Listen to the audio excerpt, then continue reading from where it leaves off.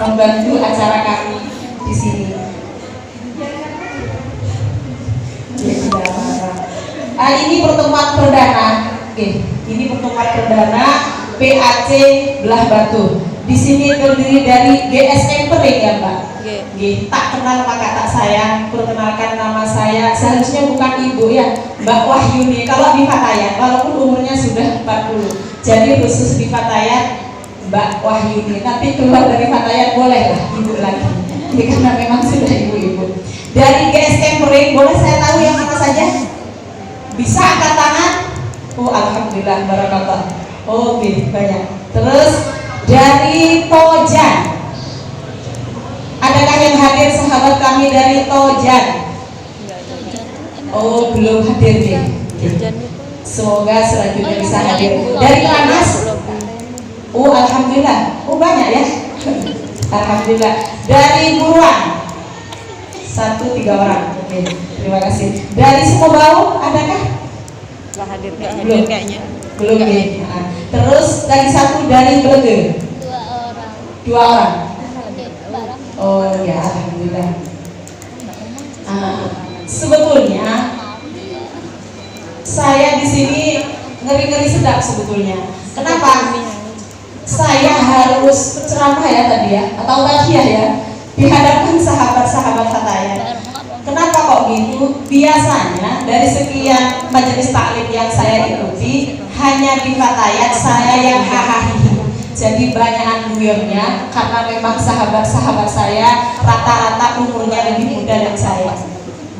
Jadi ya walaupun di sini saya yang berbicara, kita di sini niat menghormati Maulid Nabi Muhammad Sallallahu Alaihi Wasallam.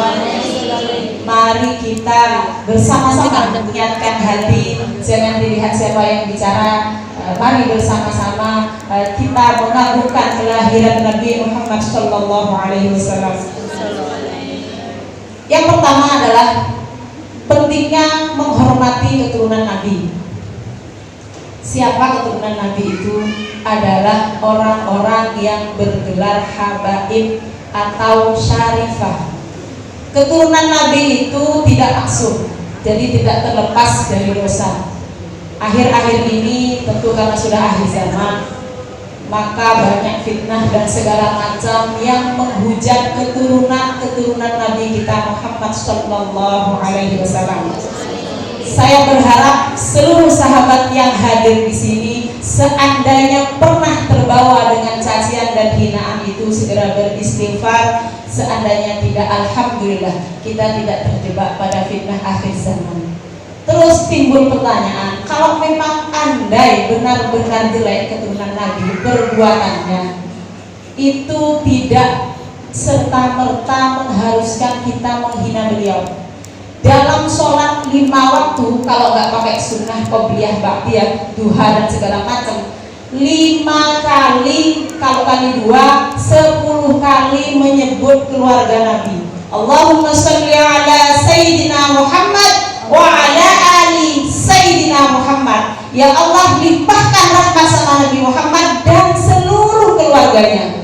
Kalau habis sholat kita pegang HP, di FB ikut nyaci lah, baru tadi didoakan.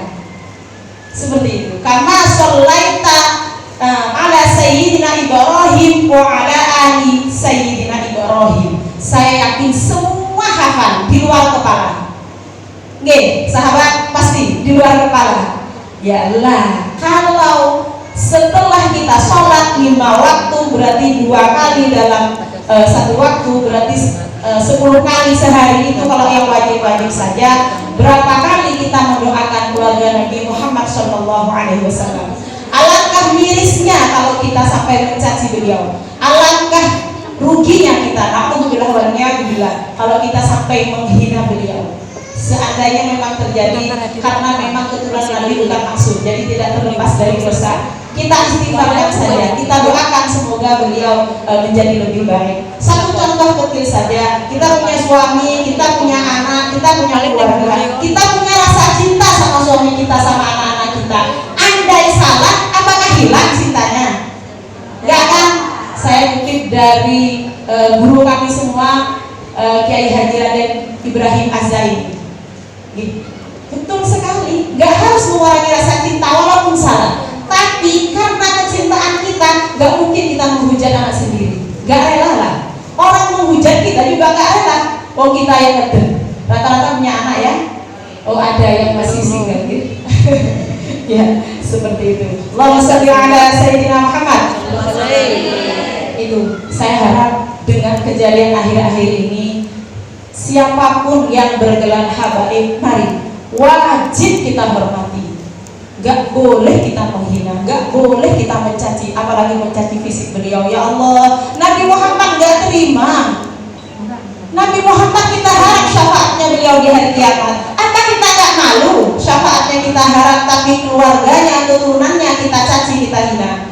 Ya Allah, semoga saudara-saudara kita yang mungkin masih belum memahami ini, semoga segera bertaubat, segera istighfar kepada Allah Subhanahu wa taala. Di sini kami tidak berkepentingan dengan siapa. Saya sebagai umat Nabi Muhammad berhak memberitahu, berhak mengkhabarkan bahwa menghina keturunan Nabi Muhammad sallallahu alaihi wasallam itu adalah perbuatan yang sangat tercela dan 100% Nabi tidak akan terima. Kenapa? Ada darah dagingnya Nabi terselip di situ. Kalau kita menghina, ya Allah, naudzubillah, naudzubillah, malu kita besok-besok mengharap syafaat Nabi Muhammad sallallahu alaihi wasallam. Kita beranjak ke Maulid.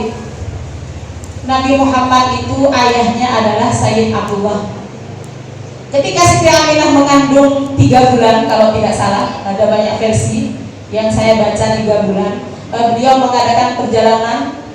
Setiba di Yasrib, Sayyid Abdullah ini sakit, jadi ditinggalkanlah dengan rombongan. Akhirnya Abdul Muthalib, ayah Sayyid Abdullah, menghabarkan ke wafatnya Sayyid Abdullah kepada Siti Aminah dengan hati berdebar-debar. Manten baru hamil, tiba-tiba dapat kabar suaminya meninggal. Kalau kita mungkin sudah baper tingkat dewa ya pastilah sedih pasti itu. Tapi setelah dihabarkan sama Sayyid Abdul Muthalib, apa jawabannya Siti Aminah? Tenang sekali beliau Siti Aminah. Kenapa? Karena yang dikandung adalah manusia yang betul-betul mulia.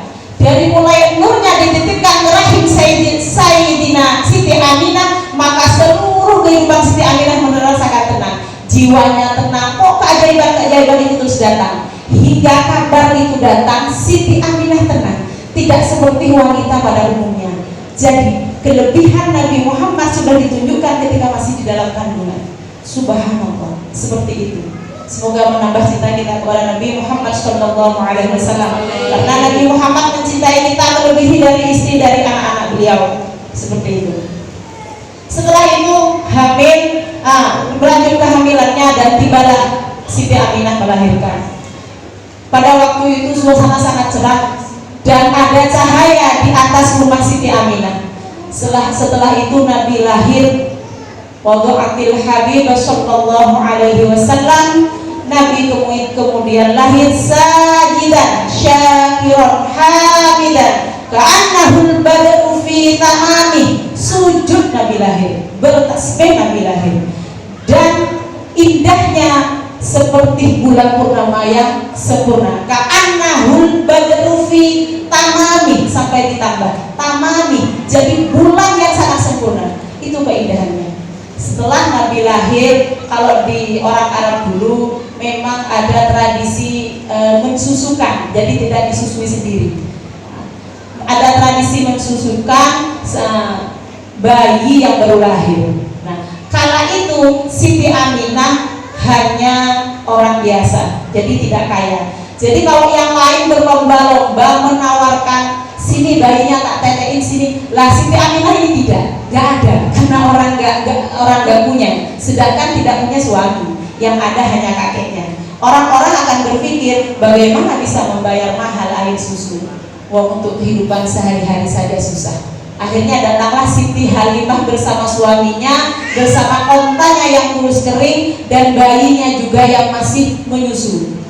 Ya, jadi Siti Halimah ini bawa bayi, suami, terus onta yang kurus kering. Karena sudah nggak ada bayi yang mau ditetein, sampailah ke Siti Aminah. Kata Siti Halimah kepada suaminya, ada ini bayi suamiku, tapi orangnya nggak punya ayah, adanya cuma sama kakeknya. Pastilah mereka nggak bisa membayar mahar kita, katanya seperti itu. Terus jawab suaminya, daripada kita pulang ke desa kita nggak dapat apa-apa, ya sudahlah, ambil saja bayi itu. Akhirnya berbahagialah Siti Aminah karena ada orang yang mau menyusukan Nabi Muhammad. Waktu itu ada penyakit cacar. Waktu Nabi kelahiran Nabi itu, akhirnya Nabi Muhammad dibawa ke desanya Siti Halimah. Dan subhanallah, ketika ditetein sama Siti Halimah, air susu yang tadi kering itu langsung penuh dadanya Siti Halimah. Sampai-sampai bayinya Siti Halimah yang menyusui tadi kurang, itu sampai kenyang. Dan unta yang tadi kering, susunya itu penuh. Ya Allah, subhanallah, segitunya loh keistimewaan Nabi Muhammad. Jadi Siti Halimah dan suaminya ini kenyang karena susu untanya sudah banyak. Tadi terus kering. Akhirnya pulanglah ke desanya. Saya lupa nama desanya. Dan disitulah merawat Nabi Muhammad. Banyak sekali keajaiban-keajaiban. Terus Nabi Muhammad tuh gak rewel, gak kayak bayi saya. Ya saya gak bilang bayi sahabat, gak kayak bayi saya. Jadi Nabi Muhammad tuh gak ada rewelnya. Gak ada. Pokoknya anteng, beda memang. Seperti itu. Setelah dapat 2 tahun, dikembalikanlah kepada Siti Aminah. Tapi Siti Halimah merasa ada yang kurang, seperti terhipnotis dengan bayi Muhammad ini. Beda dengan anak-anaknya yang lain. Akhirnya diminta kembali. Siti Aminah, bolehlah aku merawat Muhammad kecil, katanya. Sama Siti Aminah, tidak apa-apa, ini anakmu juga anakku. Akhirnya dibawalah Nabi Muhammad ke desanya Siti Halimah. Kalau tidak salah, ketika umur 4 tahun, ini juga banyak versi, ketika berumur 4 tahun Nabi Muhammad bermain bersama anak-anak kecil sebayanya, ada yang melaporkan bahwa datang 2 orang berjubah putih membawa bejana dengan membawa air. Dadanya Nabi Muhammad dibelah, hatinya diambil, dicuci hatinya Nabi Muhammad itu dibelah, diambil, dicuci. Kalau dari pemikiran akal kita, yo meninggalkan begitu, wafat kan begitu. Sampai-sampai Siti Halimah, ya Allah, apa yang terjadi dengan anakku? Ternyata Nabi Muhammad sehat walafiat. Seperti itu. Mau tidak percaya, yang cerita anak-anak kan nggak mungkin bohong. Mungkin kalau kita masih lebihkan, mengurangi kan begitu. Tapi kalau anak-anak tidak. Akhirnya Siti Halimah mengabarkan hal ini ke peramal Yahudi, nanya-nanya info. Katanya anak yang saya asuh ini dibelah dadanya terus dicuci. Peramal Yahudi bilang apa? Dia akan menjadi orang yang sangat istimewa, dan kalau orang-orang Yahudi yang lain sampai tahu maka dia akan dibunuh, katanya peramal Yahudi. Setelah itu Siti Halimah takut, akhirnya dikembalikan ke Siti Aminah. Siti Aminah, jagalah anakmu dengan baik-baik. Ini bukan manusia biasa. Selama bersamaku gak pernah rewel, gak pernah rebutan makanan kayak anak saya. Ya takutnya anak-anak sahabat ada yang gak rewel. Nanti kalau saya global semua, anak saya gak rewel, wahyu gitu nanti. Makanya gak rebutan makanan, gak rewel pokoknya. Itu Nabi Muhammad kecil. Kalau yang lainnya mungkin pencilaan, Nabi Muhammad tidak. Akhirnya dikembalikan kepada Siti Aminah. Ternyata kalau tidak salah umur 6 tahun Nabi Muhammad, Siti Aminah wafat. Akhirnya bersama dengan kakeknya, dirawatlah oleh kakeknya. Jadi Nabi itu yatim piatu dari kecil. Tapi subhanallah, kepribadian Nabi, karena tadi hatinya sudah diambil, dibelah, dicuci, Nabi tidak punya rasa dengki, tidak punya rasa sombong, tidak punya rasa keluh kesah, nggak ada. Kalau kita sombong banyak, cuma kalau dengar pengajian mengkeret. Jadi yang tadi sekilo jadi 1 on. Dengki banyak kalau udah dengar Ustaz Somad ngaji mengkeret gitu. Siapa itu? Ya saya. Lah kalau bilang saya nggak pernah sombong, bohong. Nggak mungkin. Al-insan mahal khata' nisyan. Iya. Tapi Nabi Muhammad beda. Sombong nggak ada, sakit hati nggak ada. Kalau kita dikatain orang,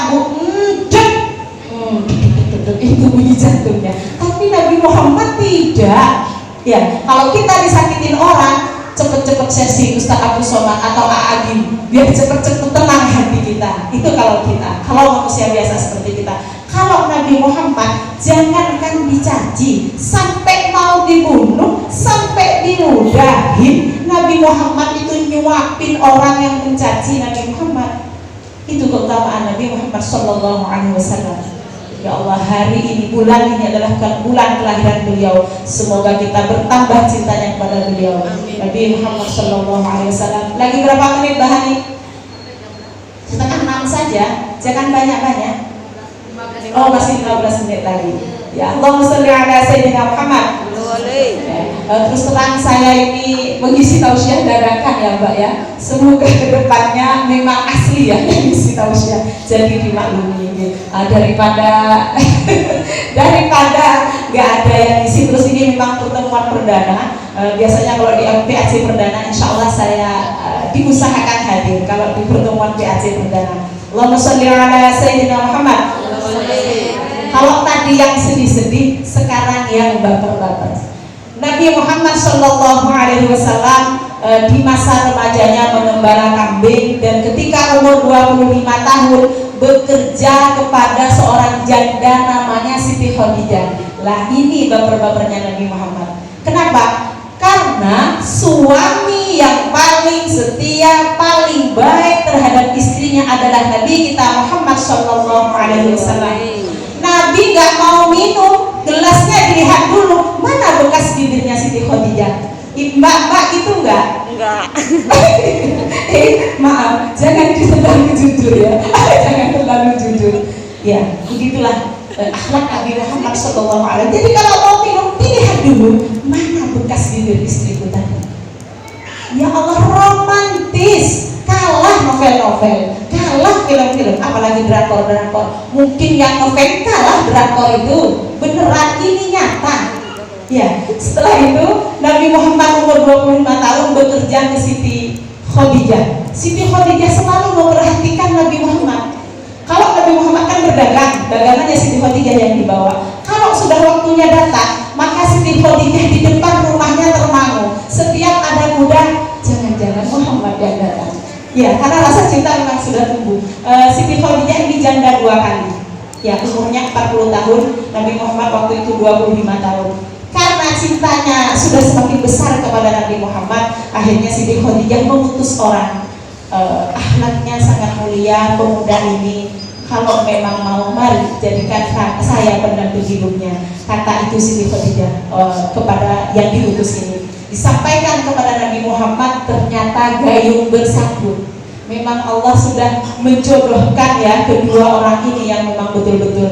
Yang satunya adalah wanita yang sangat solihah, yang satunya adalah pemuda yang memang benar-benar jaga akhlaknya. Kemudian menikah. Selama menikah, Nabi Muhammad tidak pernah menikah dengan orang lain sampai 25 tahun berkeluarga. Gitu. Jadi Siti Khadijah nggak pernah dimaklum sama Nabi Muhammad seperti itu. Saking cintanya kepada Siti Khadijah. Siti Khadijah ini mengikuti perjuangan dan dakwah Nabi Muhammad Shallallahu Alaihi Wasallam. Hartanya sampai habis. Hartanya sampai habis. Bukan cuma jiwanya, raganya, bahkan hartanya sampai habis. Kenapa? Karena dakwahnya Nabi Muhammad Shallallahu Alaihi Wasallam bukan sama dengan dakwahnya kita. Kita kalau dakwah dikasih jajan, minumnya lengkap, kadang-kadang diantar. Tadi juga ada yang antar saya, bukan ngantar nebeng ceritanya, saya nggak harus pakai sepeda motor.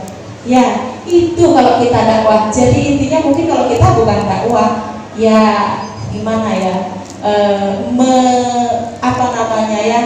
meneruskan perjuangan Nabi. Tapi kalau Nabi Muhammad dakwah dengan darah, dengan air mata, bahkan beliau dicaci, dihina, diludahi, bahkan diracun. Itu Nabi Muhammad Shallallahu Alaihi Wasallam. Makanya di satu ketika pernah melihat Nabi Muhammad itu bermuram durja. Siti Khadijah menegur, wahai Nabi, kenapa engkau bermuram durja? Apakah engkau lelah dengan dakwah ini? Nabi Muhammad jawab apa? Aku takut engkau sudah kelelahan menghantarkan dakwahku, wahai Khadijah. Katanya Nabi Muhammad kepada Siti Khadijah, hartamu sudah habis Siti Khadijah, dan kita sudah jatuh miskin dengan dakwah ini. Terus Siti Khadijah jawab apa? Wahai Nabi Allah, andai aku mati dan engkau akan berdakwah ke seberang, engkau akan menyeberangi lautan atau menyeberangi sungai, dan engkau tidak punya jembatan, galilah kuburku, ambil tulang belulangku, buat rakit supaya engkau bisa menyeberang. Seperti itu Siti Khadijah radhiyallahu anha. Ya Allah, mari ajarkan anak-anak kita, ajarkan saudara-saudara kita, jangan sampai nama-nama artis jauh lebih unggul daripada nama Siti Khadijah radhiyallahu anha. Jangan sampai idola kita jauh melebihi Nabi Muhammad sallallahu alaihi wasallam. Jangan sampai. Kenapa? Karena Nabi Muhammad memikirkan kita. Waktu itu Nabi Muhammad ditanya ketika akan ajal, wahai Nabi, minta apa yang akan kau minta? Apa? Boleh saja kau meminta apapun wahai Nabi, katanya malaikat. Terus Nabi jawab apa? Satu pintaku, tolong sakaratul maut umatku jangan dibuat sakit. Sampai seperti itu loh Nabi ke kita. Kalau kita biasa-biasa sama Nabi Muhammad, na'udzubillah, entahlah Nabi Muhammad yang akan memberi syafaat ketika pada hari kiamat kelak. Dan ada namanya telaga Kausar. Sahabat bertanya, siapa yang akan meminum telaga Kausar ini? Nabi Muhammad, saudaraku, katanya Nabi Muhammad. Aku sahabatmu Nabi. Iya, engkau sahabatku, tapi nanti saudaraku yang akan meminum telaga Kausar ini. Siapakah itu Nabi Muhammad? Orang yang beriman kepadaku padahal tidak pernah mengenalku. Nabi Muhammad bilang seperti itu. Semoga kita termasuk ya Mbak ya, semoga kita termasuk. Ya, mungkin kalau kita istighfar kepada Allah, mungkin saja tertutup oleh dosa-dosa kita. Mungkin dengan sholawat kita kepada Nabi Muhammad sallallahu alaihi wasallam menjadi jembatan kita di shiratal mustaqim kelak. Amin amin ya rabbal alamin. Karena seperti itulah Nabi Muhammad memikirkan kita jauh melebihi dari keluarganya. Amin ya rabbal alamin. Kiranya cukup sekian. Mohon maaf apabila ada salah. Terima kasih atas waktu yang diberikan kepada saya. Wallahu muwaffiq ila aqwamit thoriq. Wassalamualaikum warahmatullahi wabarakatuh.